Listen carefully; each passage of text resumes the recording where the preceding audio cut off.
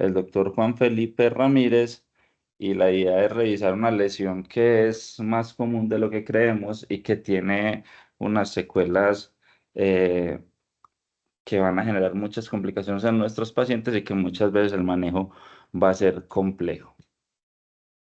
Entonces, para recordar rápidamente la estructura de la fisis, vamos a tener que se divide en cuatro partes grandes: la zona germinal, la zona proliferativa, la zona hipertrófica, que a su vez está dividida en zonas de maduración, crecimiento y calcificación provisional, y ya la zona de dosificación endocondral, y luego de eso sigue la metáfisis. Eh, Estos son condrocitos apilados de forma longitudinal, que son los que van a dar el crecimiento longitudinal de la fisis, y vamos a tener que la zona hipertrófica va a ser la zona donde van a ser más comunes las fracturas, porque va a ser la zona que tiene menor vascularización, menor cantidad de matriz extracelular, porque ya se dio esa apoptosis de los condrocitos en la zona de calcificación provisional. Va a tener por esto menor resistencia a las fuerzas y cargas externas y un mayor riesgo de lesión fisiaria. Pero esta zona va a ser menos frecuente que se produzca una barra fisiaria, que la barra la tenemos definida entonces como una comunicación ósea o fibrosa entre la metáfisis y la epífisis a través de la barrera del cartílago fisiario, que se va a dar cuando hay una disrupción de este completo en sus estructuras y se forma un puente que conecta ambas estructuras. Cuando las fracturas no se dan por esta zona hipertrófica, que es lo más común, sino que comprometen la zona germinal o la zona proliferativa, que son las que están más cercanas a la epífisis. Vamos a tener un riesgo mucho mayor de que se nos forme una barra fisiaria. Y hay que tener muy presente que este comportamiento de la fisis, o estas características de la fisis de las que hablamos, van a ir cambiando a medida que el paciente crece y ese tamaño del núcleo de crecimiento va disminuyendo, se va a volver más débil hacia la adolescencia, y por eso en esta edad vamos a tener una mayor incidencia de lesiones a nivel de la fisis, aunque cuando ya están más cerca al cierre del crecimiento, pues también van a tener menos, van a generar secuelas menos graves en los pacientes. En cuanto a la vascularización, para recordar rápidamente que vamos a tener tres tipos de vascularización a nivel de la fisis: la epifisiaria, que se va a encargar de darle vascularización a la zona germinal y a la zona proliferativa. Vamos a tener la metafisiaria, que va a ser la encargada de darle vascularización a la zona de osificación endocondral, y la pericondral, que va a estar a cargo de la zona de osificación de Ranvier y el anillo de la Croix, que va a ser el que le va a dar también parte de esa vascularización a la zona proliferativa. Pero es claro y es importante tener en cuenta que ninguna vascularización va a llegar de forma directa hasta la zona hipertrófica, y esto es en parte otra de las características que hacen que sea la zona más frágil de la fisis, a través de la cual se producen la mayoría de las fracturas. Ya entrando como tal a hablar de la fisis del radio distal, vamos a tener entonces que va a ser un centro de osificación primario que va a aparecer alrededor de los 12 meses. Unos autores lo describen hasta los 18, que va a ser el encargado del 75% del crecimiento longitudinal del radio, que toda esta epífisis va a ser extracapsular, a excepción del fibrocartílago triangular, que su cierre se va a dar alrededor de los 15 años en las mujeres y alrededor de los 17 en los hombres, y que al igual que en la tibia va a tener un cierre que va a ser primero central, luego ulnar y luego lateral, y que esto nos va a dar patrones de fractura transicionales, como lo que podríamos llamar una triplanar en la tibia, que van a ser en los adolescentes y que van a conllevar un alto riesgo de lesiones fisiarias. Lo normal es cuando tenemos en estos pacientes en la relación con la ulna una varianza ulnar neutra, donde el radio va a soportar hasta el 80% de la carga axial a la que se somete la mano durante un impacto, durante una caída,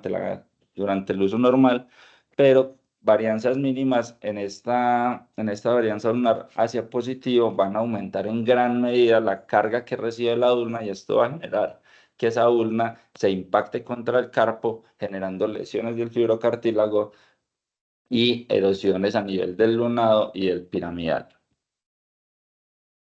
En cuanto a la epidemiología como tal de las lesiones fisiarias a nivel del radio, vamos a tener que las fracturas del radio van a comprender entre el 20 y el 35% de todas las fracturas en los niños y el 80% de las fracturas cuando miramos solamente el antebrazo. Que las fracturas a través de las fisis, de todas las fisis de los niños, van a ser hasta un tercio del total de las fracturas y que del 18 al 20% de ese total de las lesiones fisiarias van a ser fracturas de la fisis del radio distal, lo que nos va a dar pues un porcentaje muy alto de lesiones con estas características. Vamos a tener que a mayor edad pues van a aparecer fracturas más de tipo transicional, como lo mencionábamos previamente, por ese patrón de cierre que se da en la fisis,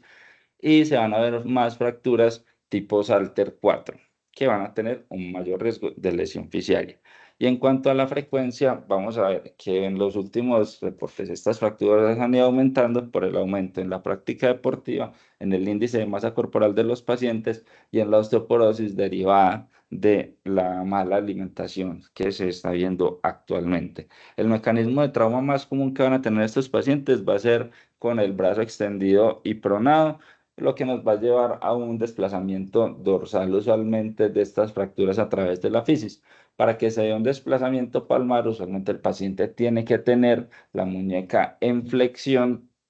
y pues es un mecanismo menos frecuente. En cuanto a las inserciones musculares, estas nos van a dar los patrones de desplazamiento que son similares a los que cuando se producen las fracturas metafisiarias, pero también pueden actuar como restrictores al momento de intentar una reducción cerrada, lo que puede llevar a múltiples intentos, a un daño mayor de la fisis y al aumento del riesgo de lesiones fisiarias, como por ejemplo la interposición del pronador cuadrado a nivel del foco de fractura.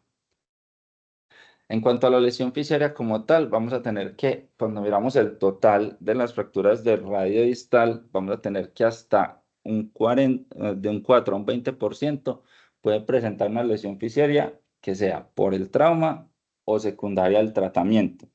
Cuando ya miramos solamente las lesiones que comprometen la fisis, vamos a tener que si se miran la totalidad de las fracturas clasificadas con la clasificación de Salter-Harris, vamos a tener que la tipo 1 y la tipo 2 van a representar la gran mayoría y al mirar ese total vamos a tener entre un 1 y un 7% de riesgo de una lesión fisiaria, pero que cuando miramos las fracturas que comprometen, que tienen patrones más severos como las 3 y 4, ese riesgo de lesión fisiaria o de arresto fisiario puede ser tan alto como hasta el 43% en los estudios más recientes. Y ese 43% se entiende como un cierre parcial de la fisis, un cierre total de la fisis o una lesión fisiera lo suficientemente severa para que se produzca un retardo en el crecimiento, así el paciente se recupere, ya que este retardo en el crecimiento nos puede causar una alteración en la varianza ulnar y esto también hay que vigilarlo. Solamente el 4% de estas fracturas van a llevar a discrepancias de longitud de más de 4 centímetros y son las que son traumas de muy alta energía con patrones muy complejos de fractura y en niños muy pequeños. En las fracturas Alter-Harris 5 vamos a tener pacientes con alto riesgo de cierre fisiario, donde va a aparecer la lesión solamente en el seguimiento a largo plazo, ya que usualmente suele pasar desapercibida. También hay reportes descritos de fracturas con, ¿con qué? Con lesiones a nivel metafisiario del radio e incluso hay reportes de cierre espontáneo de la fisis en estos pacientes. Como factores de riesgo, entonces, ¿qué vamos a tener? Las fracturas con patrones más complejos como las Salter-Harris 3 y 4, los traumas de alta energía, los múltiples intentos de reducción y las reducciones insuficientes cuando la reducción no es anatómica y las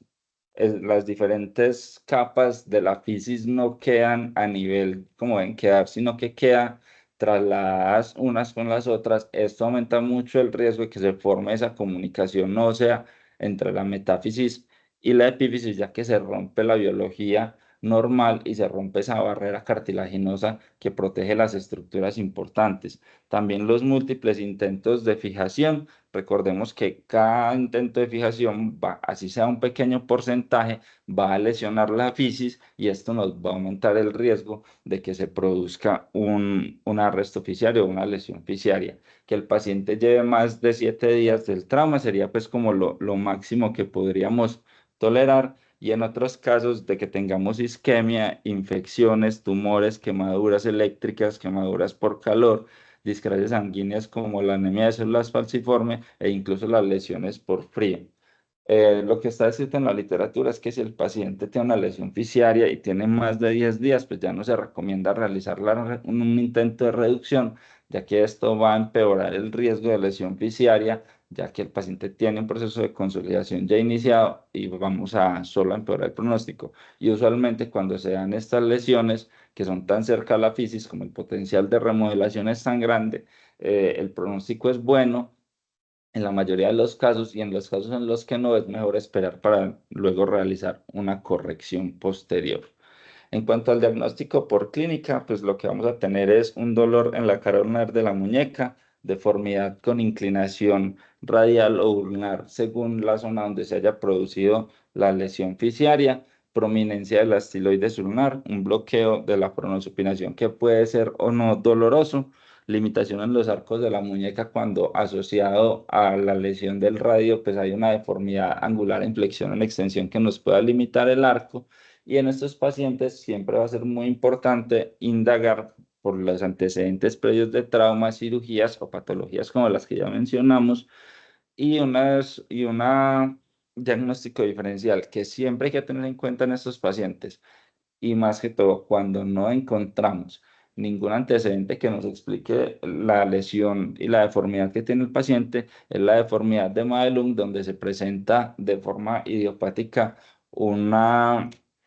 una lesión de la zona ulnar de la fisis del radio y esto nos va a producir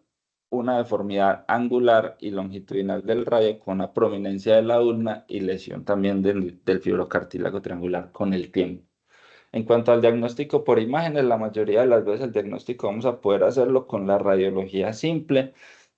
Vamos a tener que a estos pacientes hay que hacerles un seguimiento. A los pacientes que tenemos fracturas que comprometen la fisis o con factores de riesgo, lo ideal es hacer siempre luego de que se termina la fase aguda del tratamiento un control a los 3 y a los 6 meses. Y en los pacientes en los que tengamos aún sospecha, vamos a hacer controles cada 3 a 6 meses hasta que tengamos un crecimiento normal expresado porque veamos unas líneas de Park-Harris paralelas sin ningún tipo de angulación. Cuando tenemos fracturas del radio distal metafisiarias o fracturas que no comprometen pues la fisis directamente, lo que se recomienda son 6 meses de seguimiento, pero cuando ya hay fracturas que tenemos compromiso directo de la fisis, así sea una Salter 1, lo ideal con estos pacientes es tener mínimo un año de seguimiento porque muchas veces las lesiones fisiarias no van a aparecer de forma aguda. ¿Qué cambios o qué imágenes podemos tener que nos indiquen la aparición de una barra tarsiana, de una barra fisiaria? Vamos a tener la pérdida de la radiolucidez normal entre la epífisis y la metáfisis, la aparición de una barra clara como tal en las imágenes, tener unas líneas de Park-Harris asimétricas y cambios que nos indiquen en el seguimiento que vamos viendo un cambio en la inclinación del radio, en el tilt radial, en la varianza ulnar y en la congruencia articular a nivel radioulnar. Cuando tenemos estos hallazgos que sugieren la aparición de una barra fisiaria, pues vamos a recurrir a las imágenes avanzadas que puede ser resonancia o tomografía. La resonancia es la imagen de elección, nos va a permitir un mapeo de la barra, tener una ubicación precisa y el porcentaje de la fisis que está comprometiéndose. Recordemos que usualmente vamos a tener 3 patrones de aparición de las barras, que va a ser una lesión central que dependiendo del tamaño puede hacer un arresto completo de la fisis o una deformación angular de esa fisis en el centro, una barra periférica que nos va a dar una deformidad angular en el hueso comprometido, ya que un lado de la fisis se va a cerrar y el otro va a seguir creciendo, inclinando la articulación. y las barras lineares que se producen más en las lesiones Salter-Harris 3 y 4, más frecuentemente en las 4, y es que vamos a tener un arresto en la línea de fractura de la fisis con fisis sana al lado y lado de la misma. La resonancia también va a tener la capacidad de detectar las barras fisiarias cartilaginosas, nos permite evaluar los tejidos blandos como el fibrocartílago triangular, que muchas veces pueden estar dañados por el trauma inicial o dañarse de forma degenerativa por la deformidad crónica, y va a tener la ventaja en los pacientes pediátricos de que no vamos a someterlos a radiación ionizante. La tomografía también nos va a permitir un diagnóstico de la barra, nos va a permitir identificarla y localizarla en la mayoría de los casos, pero por todo lo que acabamos de mencionar previamente, pues no es la imagen de elección, aunque es una buena alternativa si no contamos con resonancia. Acá tenemos pues unos ejemplos de las imágenes. La imagen de toda la izquierda es una tomografía en una proyección coronal y sagital. Podemos ver claramente cómo se identifica la barra y cómo la podemos localizar de forma precisa, pero si la comparamos, por ejemplo, con las imágenes de la derecha en la parte central, vamos a tener que en esta resonancia podemos evaluar tanto la ubicación de la barra fisiaria como las estructuras blandas y ligamentarias, como el fibrocartílago triangular. Y la resonancia nos permite también hacer un mapeo para calcular y ubicar precisamente la ubicación de la lesión, el porcentaje de la misma y definir con esto las opciones de manejo. En cuanto a tratamientos, vamos a tener muchas opciones: observación, resección, crecimiento guiado, cierre de la fisis, osteotomía de acortamiento del radio, osteotomías de la ulna, osteotomías del radio, combinación de distintas técnicas e incluso la fijación externa. La mayoría de los casos vamos a recurrir a manejos quirúrgicos. Lo que está escrito en la literatura es que si tenemos más de 2 milímetros del radio de crecimiento esperado, estos pacientes se va a sugerir cirugía, aunque se pueden observar pues sin necesidad de caer en la cirugía inmediatamente, ya que si tenemos aún mucho crecimiento potencial en el paciente, pues esa varianza ulnar se va a volver positiva y ya sabemos lo que pasa a nivel de la carga de la muñeca, que va a aumentar exponencialmente y nos va a generar lesión a nivel del fibrocartílago, del lunado y del piramidal. Y recordemos que la fisis del radio va a crecer en promedio 5,25 milímetros al año, entonces pacientes que tengan incluso hasta un año de crecimiento residual, pues muy posiblemente van a requerir cirugía para evitar las deformidades asociadas, y esta indicación del manejo en observación estaría más indicada en adolescentes que estén muy cerca del cierre fisial. Tener en cuenta al momento de escoger el tratamiento, la edad del paciente, el crecimiento residual que tengamos, la localización de la barra, si es en uno o en los dos huesos, si es central o si es periférica, el tamaño de la misma, la deformidad asociada que esté produciendo, si hay angulaciones o no hay angulaciones asociadas, si estas están en qué plano, si va la discrepancia final que se calcula, si la varianza lunar que tiene el paciente. En esto también hay que tener en cuenta pues la varianza lunar que el paciente tiene considerada como normal en el lado contralateral, si hay presencia de síntomas, y la estabilidad de la articulación radioulnar distal en todo el arco de movimiento de la muñeca. También se debe siempre tener en cuenta las preferencias del paciente y las habilidades quirúrgicas del cirujano. En cuanto a la observación, va a estar indicada en menos del 25% de los pacientes. Como control, como condición ineludible es que el paciente esté asintomático, e igual estos pacientes van a ser llevados en controles seriados de clínica y de radiología. Se debe utilizar como herramienta el multiplier para calcular el crecimiento residual, y recordemos pues que si hay un crecimiento esperado mayor de 2 milímetros, pues deberíamos considerar cirugía en estos pacientes por las repercusiones que tiene este cambio en la varianza lunar. Esta puede estar indicada en los adolescentes, pero cada vez y nunca va a estar indicada en los niños pequeños una vez se ha hecho el diagnóstico de la lesión fisiaria, ¿cierto? Si tenemos un niño con un trauma que puede tener una lesión fisiaria, pero no hay una aparición clara de la barra, estos niños pues no requieren un tratamiento profiláctico, sino que se observa hasta que el diagnóstico se esclarezca. En cuanto a la resección de la barra como técnica, vamos a tener que es efectiva cuando hay un manejo temprano, cuando hay un diagnóstico temprano. Esto nos va a facilitar el manejo, ya que no hay una deformidad asociada.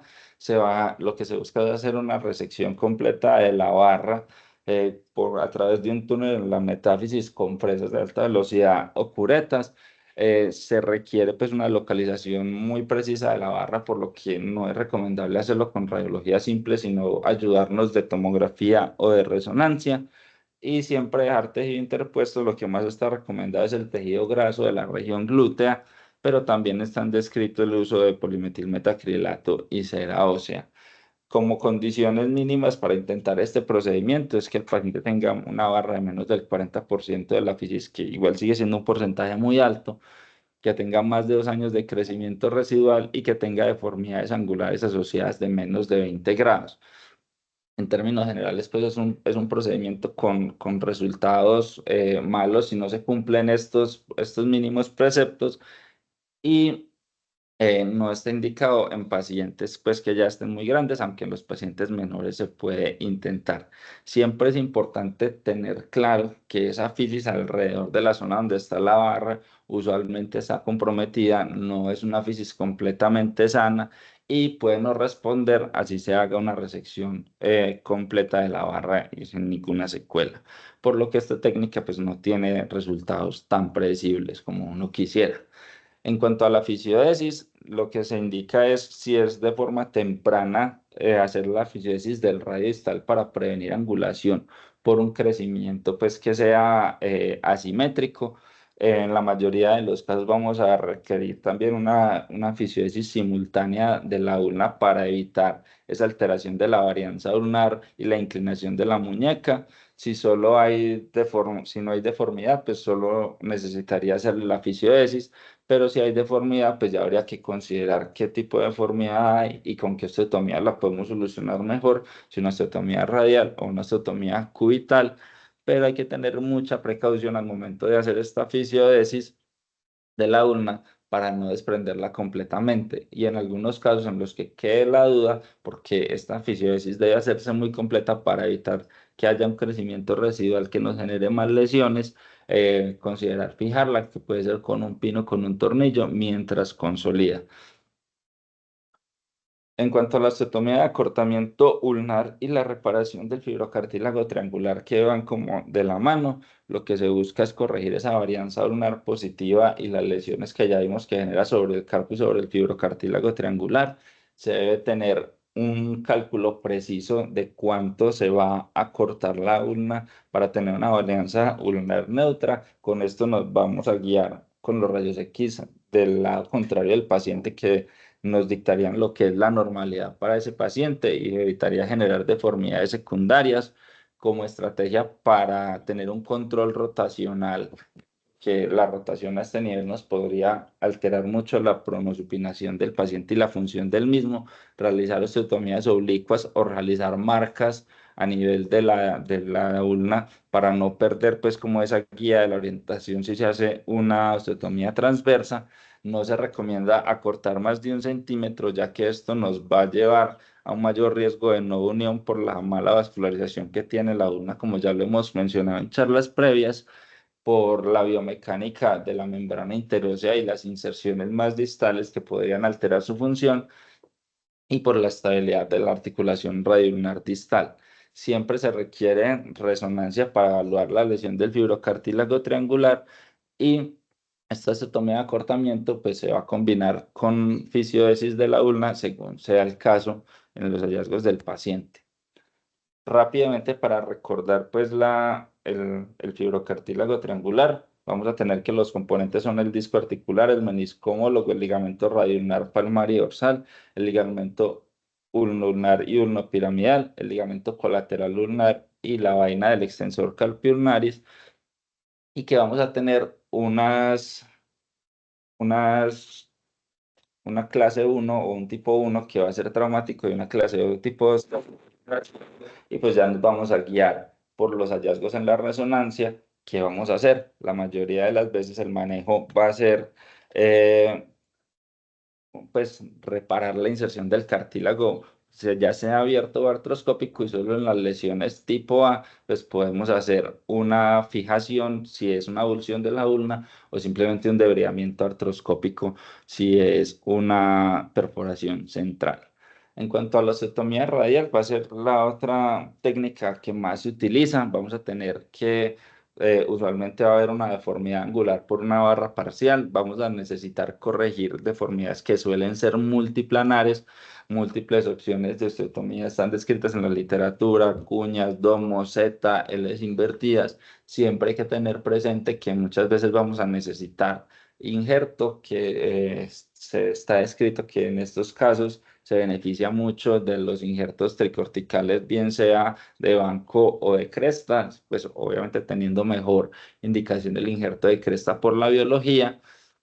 El abordaje usualmente es palmar, pero también están descritos abordajes dorsales para lesiones complejas dorsales, y el objetivo siempre va a ser restituir esa varianza ulnar, la inclinación del radio, el tilt radial, y estabilizar la articulación radioulnar distal y el fibrocartílago triangular. Lo que está descrito en la literatura, pues los autores pues, que tienen más experiencia en esto, es primero corregir el radio y luego definir si necesitamos una osteotomía de acortamiento de la ulna, y balancear muy bien esto y tener un buen control radiológico en todos los planos para evitar deformidades secundarias o recurrencias de la deformidad. Acá entonces tenemos algunas opciones de osteotomías que están descritas en la literatura. Me pareció particularmente interesante esta osteotomía que está en la parte derecha, que es la osteotomía en Z, donde con la inclinación de los cortes y la Z podemos alargar y corregir las deformidades angulares con una sola osteotomía, obviamente fijándola después con una placa y aprovechando el uso de un fijador externo temporal para mantener la longitud del radio que deseamos y poder tener claridad de que tengamos una articulación estable y una varianza ulnar corregida al momento de fijar, para no pues, tener recurrencias de la deformidad posteriormente.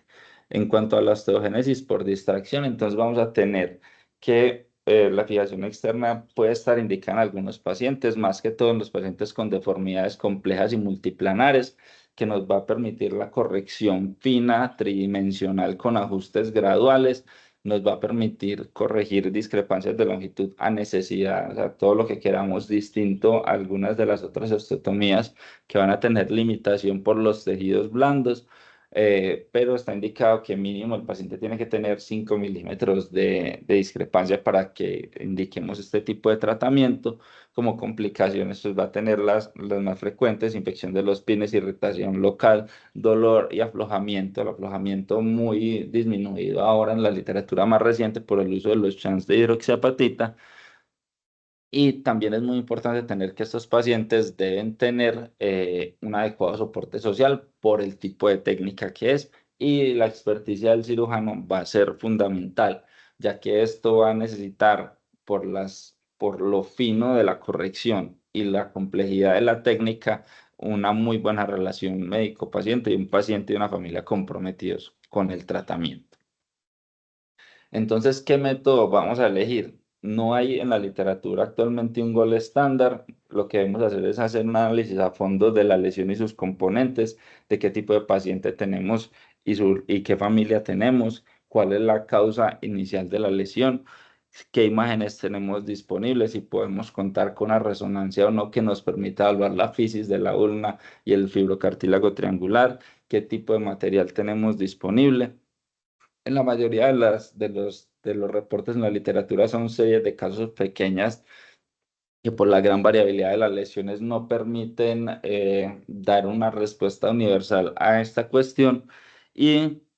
los autores que más publican o que tienen más experiencia con este tipo de técnicas, como Waters, vamos a tener que lo que más hacen es osteotomía de acortamiento de la ulna más fisiodesis del radio y la ulna. Pero es importante pues individualizar cada caso y siempre tener claro que lo que debemos priorizar es la sintomatología del paciente y la función, y no solamente operar rayos X. Como complicaciones entonces tanto de la fractura como de el tratamiento, podemos tener una neuropatía del mediano que se comportaría como un síndrome de túnel del carpo agudo por el atrapamiento en el ligamento transverso del carpo una vez se produce la deformidad y el hematoma de la fractura. El síndrome compartimental en las lesiones complejas y muy importante tenerlo también presente cuando se hacen dobles osteotomías del radio y de la ulna para alargar el radio y acortar la ulna. Se recomienda en algunos casos incluso realizar fasciotomías profilácticas para evitar esta complicación. La recurrencia de la deformidad que se produce principalmente cuando tenemos una fisiodesis incompleta o no se realiza pues una adecuada corrección teniendo la varianza ulnar neutra y una alteración de la función por el acortamiento que va a hacer que los tendones pierdan tensión y función o una disfunción de la radional distal que nos pueda llevar a dolor y a bloqueo de la pronosupinación. Como mensajes para llevar a casa, entonces tenemos que las lesiones fisiarias del radio distal son una patología más frecuente de lo que creemos, por lo que siempre debemos realizar un seguimiento estricto incluso de las lesiones que se ven muy benignas y buscar de forma activa estas alteraciones del crecimiento para detectarlas de forma temprana y evitar secuelas más complejas. Que debemos evitar el aumento del riesgo ya presente por el trauma de estas fracturas de radio distal durante el tratamiento y que es nuestra responsabilidad como ortopedistas evitar manipulaciones bruscas múltiples intentos de reducción y fijación que empeoran el pronóstico y que el manejo de la lesión fisiaria, si bien vamos a tener muchas opciones, debemos considerar siempre a nuestro paciente la complejidad de la lesión, nuestras habilidades quirúrgicas al momento de proponer un plan y recordar que los objetivos finales siempre van a ser los mismos: restablecer las relaciones anatómicas, lograr una articulación de la muñeca y una radionar distal estable y sin dolor.